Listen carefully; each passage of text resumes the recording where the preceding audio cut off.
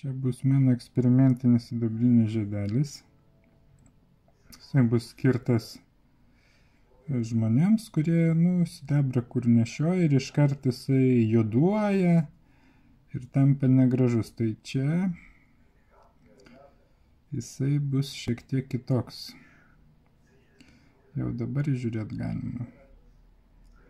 Bet kuo jisai labiau juoduos, tuo labiau išryškės piešinys. Čia yra sluoksnis aukso ir sidabro mišinys. Ir atsiras damasko piešinys. Damasko plieno negaliu pavadinti, nes tai yra auksas ir sidabras. Nebent pavadinti auksinis damaskas arba sidabrinis damaskas. Bet kai yra aukso, tai turbūt geriau skambėtų auksinis damaskas. Tai va, sidabrinis žiedas su auksiniu damasku.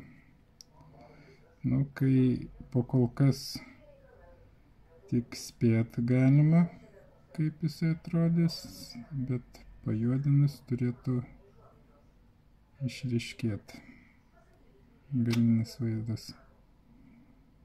Ir piešinėlis.